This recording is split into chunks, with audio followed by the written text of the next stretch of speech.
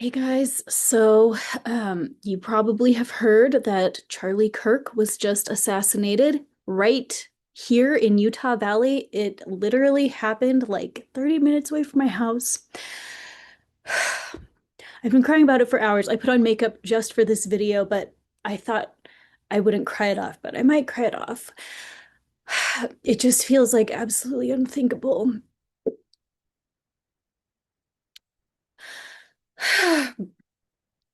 But let's talk about the stars for a minute. He had a lot of interesting stuff going on in the moment. Now, we don't have an exact birth time for Charlie Kirk, but I was talking to my good friend Julie, the astrological attorney, who I invited to come and join me on this video, but I don't know if she got my text yet, but I have limited time. So I just wanted to get something recorded really quick, but maybe she'll hop on.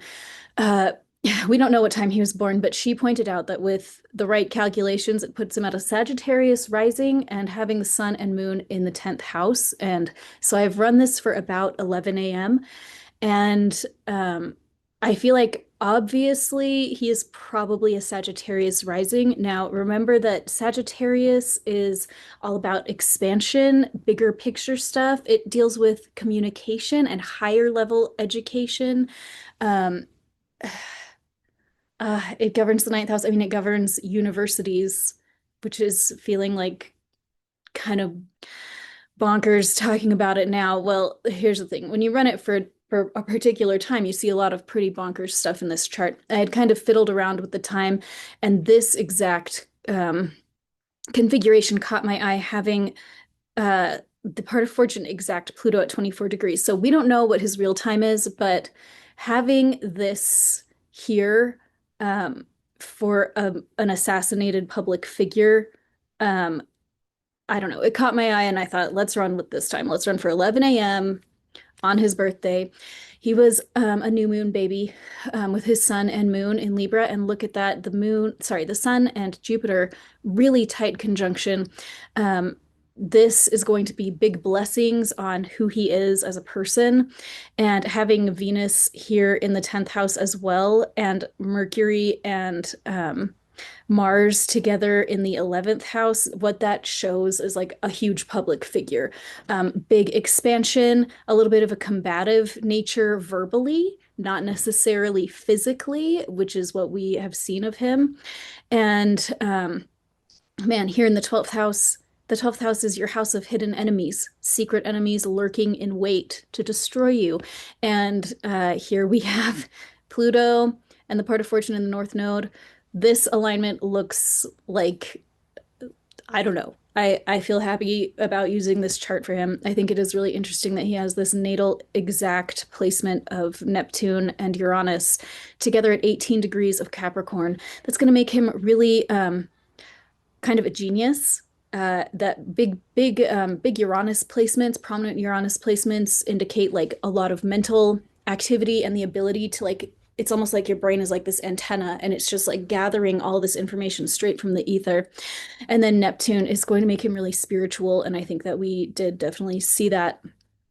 Um, okay, and let's see. Oh yeah, it's making this interesting square with his sun and this all of this stuff in Libra right here is going to make him really interested in balance and in fairness. And I think it makes sense that he was such a huge voice for honest and open discourse. And he famously said, I'm going to butcher it. He said something like, when discourse ends, violence begins. And so his big thing was to avoid violence by having open conversations. And like this makes so much sense. This placement that he has there, Libra's big focus on fairness and balance and cooperation and trying to avoid violence whenever possible. Um, Man, with this time that we've run it for, it has this Chiron in the ninth house. Chiron is your greatest soul wound. And in the ninth house of universities, squaring the ascendant in this, I mean, again, we don't know his real time. Maybe it's totally off, but this exact placement makes a lot of sense for what we've seen today. So let's go ahead and take a moment and look at um, what actually was going on. Now, a lot of astrologers have been talking about how the this is Mars right here, and Mars governs bloodshed. It governs impulsive action. It it's the warrior of the chart, and so Mars was, right now Mars has been transiting his sun, and it's conjunct the black moon of boundaries, and it's in retrograde there. Naomi Fox Reyna, who I love so much, she runs Lightfield Astrology, and she has this great analogy for the Black Moon, um, where she compares it to like the prison inmate who is like haunted by their issues, and like look at this kind of configuration going right over his sun and Jupiter. His his good luck is being um doused by the black moon and that Mars right there. Having him be born at about 11 a.m., that also puts the ascendant of the moment of his shooting, almost exact Pluto, uh, the planet of death. And then it also has the midheaven, almost exact that Chiron, the planet of your deepest soul wound. So this is a very interesting alignment. Oh, and yes, because we just had this eclipse, the sun is exact the south node today, um, which is just so interesting. It kind of feels like upside down land, upside down world. And look at that, the moon at 29 degrees of Aries in that moment. Yes. The been there, done that degree, the analytic degree, a culmination, and conjunct Chiron, the greatest soul wound. And Aries also governs the physical body. And so violence in the physical body and opposing that Jupiter. It's a little bit of a loose opposition, but the moon has a big orb, so I would count it. And it's much tighter when you consider Chiron opposing Jupiter right there. I haven't actually looked at this before I sat down with it. Um, I've just seen other people talk about the Mars thing, and so this is like my first time like really taking a good look at it. Let's see, this has Uranus conjunct his natal south node in this moment. Unexpected events and disasters conjunct the dark side of his destiny. I think that makes a lot of sense as well. I'm gonna pull up the grid. Let's take a little quick look at this. Mm, let's see, the transiting sun. Oh yeah, look at that. 18 degrees and the south node at 18 degrees, forming a trine with that 18-degree thing that I pointed out at the beginning. Mm, it's an easy flow between this unexpected events and things of a spiritual nature and what's going on in this moment. I don't know. I've just felt just like very devastated about what happened. But as I'm looking at this chart and seeing this 18, 18, 18, 18, I'm like, okay, this, I think it did happen at the right time. Like, I don't know, everybody has their time and season. And I feel like I do know that nobody leaves at the nobody leaves at the wrong time. Everybody's passing happens at exactly the right time, and we can hate it and we can resent it and not like it and wish that it had been different, but people enter this life at the right time and they exit this life at the right time. And when you look at the charts, it often becomes very clear, especially in a public figure like Charlie Kirk. I feel like this is just like extremely clear. Um, okay, we were looking at the grid. Let's take another quick look. I've got another like 5 minutes before I have to start making dinner for all my silly kids. Oh man, I just like threw them in front of the TV. It's like, I'm sorry, I can't be a parent in this moment. I just have to like sit on my couch and just like shake for a while. Ooh, Jupiter trining his natal Pluto. Let's take a look. So we have this this Jupiter at 19 degrees, and then it's going to be making that flow over there to Pluto and to that Mercury. That is pretty interesting. Jupiter expands everything that it touches, and Pluto is the planet of death. Okay, let's take another look. Pluto trining his natal Venus. Ooh, Pluto trining the nodes. Let's take a look. Let's see. Pluto's at 1 degree, and then he has that 3 degree um, south node. Very, very interesting. Okay, let's go ahead and take a look at the eclipses really quick because, of course, this is happening during an eclipse. And more than that, it's happening during an eclipse window where I don't know if you're on X. If you're not on X, fine. I'm gonna say you should probably get on X. I like scroll and scroll and scroll for much longer than I probably should every day, but I don't know. I just feel like I need to at this time, you know? And so there's just been so much discourse about a violent murder that took place actually at the end of August. And just since the eclipse, it's erupted onto the national stage and people are talking about it with a lot of really interesting conclusions. In the past couple of days, I've seen numerous calls for the assailant to be publicly executed, which I don't remember seeing people talk like that in the past. There have been a lot of calls for judges. So the assailant in this brutal murder had been previously let go for 14 different times. He was convicted of 14 different felonies and was repeatedly let back out onto the street until he committed this murder. And people I've seen just, I mean, it's almost my entire feed. I would say 2/3 of the posts, like 2 out of every 3 posts, are about this issue. And so many people are just saying that they need to be dealing with the judges. Like, if the judges are repeatedly putting people out like this that are causing these more problems, like maybe the judges need to have their judgment called upon and like reevaluated, you know? So we have a lot of interesting stuff coming up with that. And then, of course, we have the events of today, and it just feels like a lot. The public discourse nationwide was already talking about how do we punish murders and assassins, and now it's coming up even stronger. So let's take a look at the chart because this is all happening as we're dealing with this Virgo Pisces lunar eclipse that just took place a few days ago. We're building up to the Virgo solar eclipse, not this coming Sunday, but the following Sunday. And this is the last series of eclipses before we have Saturn and Neptune conjoining one another at 00 degrees of Aries, the Aries point, triggering a huge reset globally, particularly around issues of bodies. Where do bodies belong? Who belongs in what geographical location?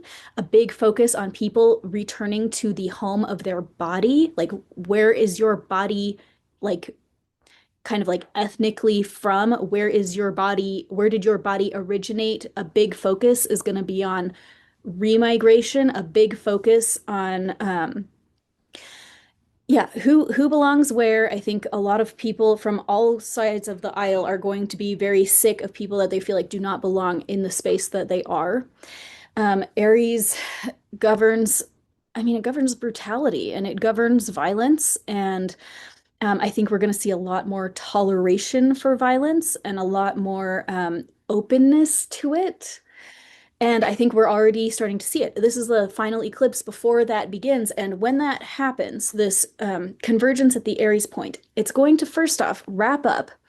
Um, it's the other end, it's the other end of the bookend that began on January the 12th of 2020. And I have done a lot of videos about that, the big conjunction that took place on January the 12th of 2020, when we were looking at the stars and saying, okay, it looks like there's going to be some kind of event. It's going to involve some health. It's going to probably shut down some commerce, make some big changes in how people trade, a lot of changes in how people communicate. And like, sure enough, 3 months later, bam, we've got COVID, which did all of those things, revamping commerce, altering how people could communicate, what you were allowed to say, what you were not allowed to say.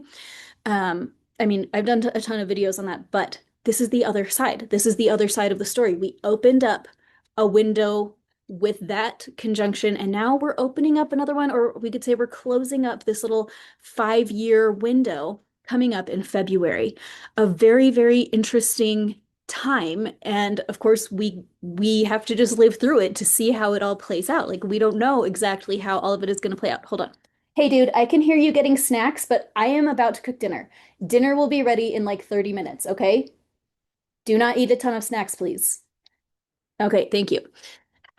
And so anyway,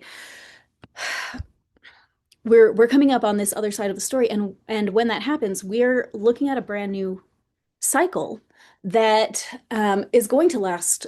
I mean, depending on which way you slice the cycle, we're looking at a new 180-year cycle with Neptune, and I don't know. We've got got a lot of interesting things coming up right around the corner, and the changes that are made starting in February of 2025, we have to understand that Neptune will be in Aries for what, 13 years or something like that. Like we are not looking at short-term changes. The changes that we are experiencing right now, these are a little bit short-term because what just happened was Saturn did enter Aries earlier in the year, but just for a few months, and then it just retrograded back. And so I'll show you this chart.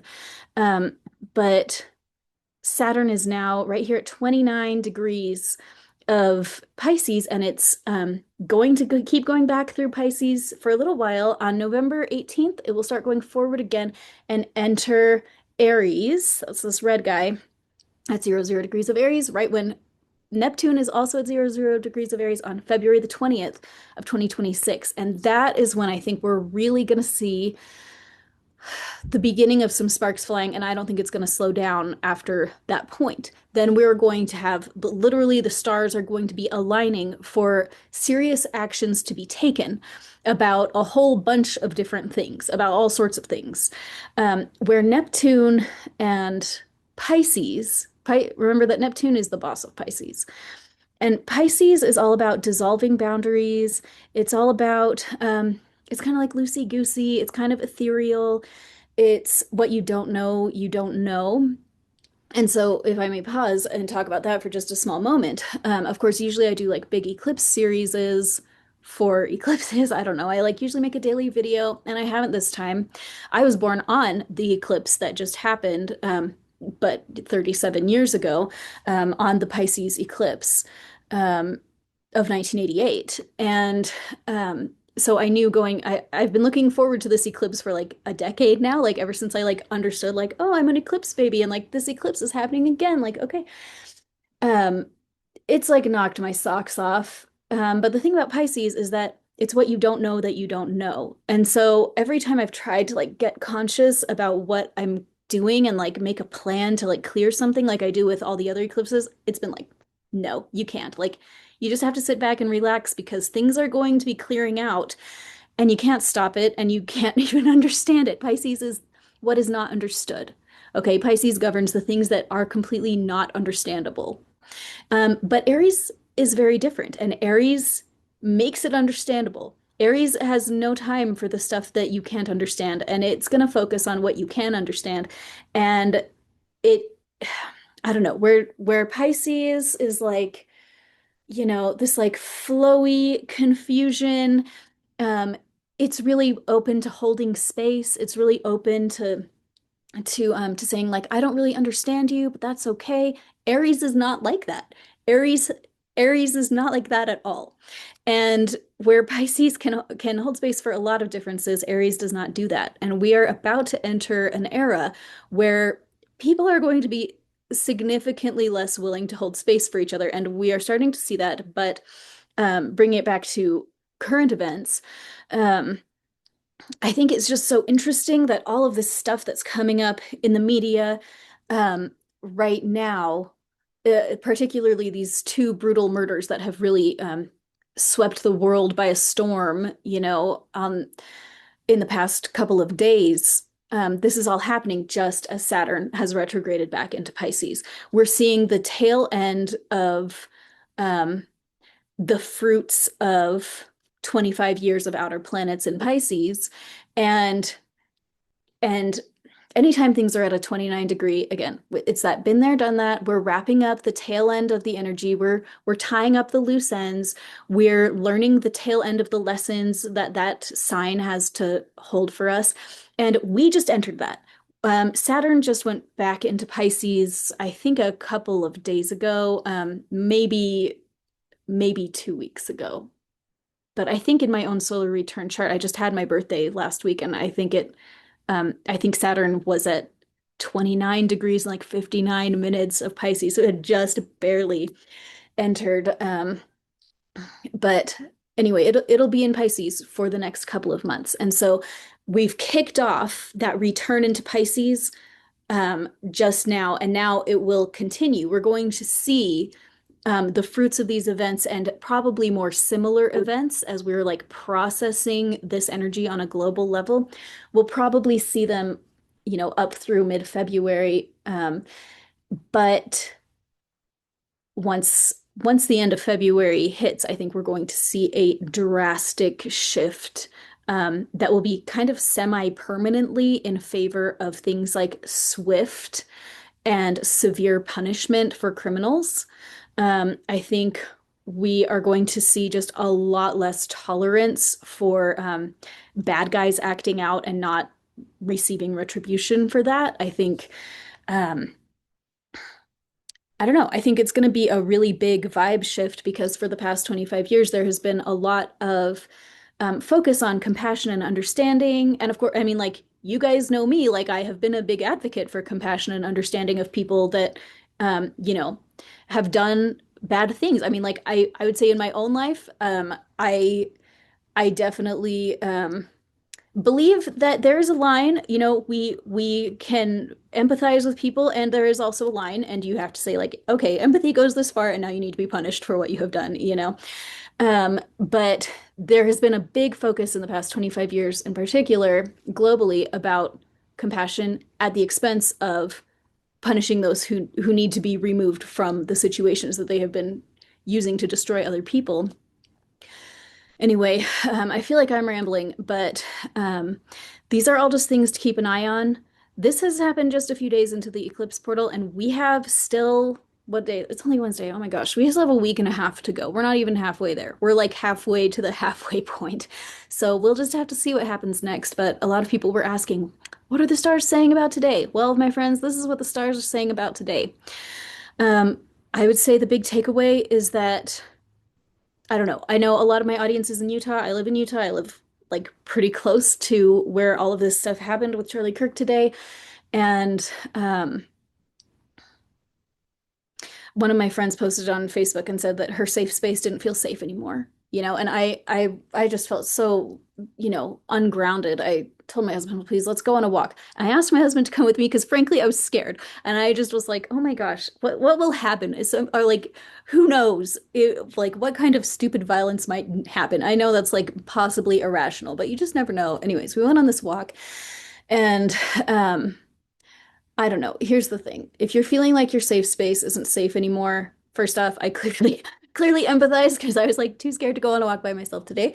But also the thing that I know from the stars is that God has it under control, that everything is unfolding at the right time. Like we look at Charlie Kirk's chart for today and we see how the sun was at 18 degrees and he has that bizarre exact conjunction of Neptune and oh my gosh. The other one, Uranus at 18 degrees, creating this perfect trine. We look at how Mars was going right over his sun. We can look at this and see everything is happening at the right time. We might not like what is happening, but the timing to me is undeniable that God has it all under control. Everything is in God's hands. And so our job is to have faith and to just trust that we might not understand everything that's happening. We might not like it, but God is smarter than we are. And our big job every day is just get up and say, okay, God, what do you want me to do today? What's the message that you have for me, God? And you write it down and you do what God says. And if you do that every day, anything that happens is going to happen for your ultimate good. And I will be interested to see how the events of today play out for the ultimate good. I feel like Charlie Kirk himself was so religious and loved God so much, there's no way that his passing could possibly thwart God's plans. Like obviously, God has a bigger plan here. So, I don't know. I guess that's my testimony for you today. God has it under control, and our job is to trust him. And okay, that's it. Now I've got to go make a bunch of dinner for my silly kids. Okay, love you guys. Thanks for watching. I don't know. Let's go cry. Okay, have a good night.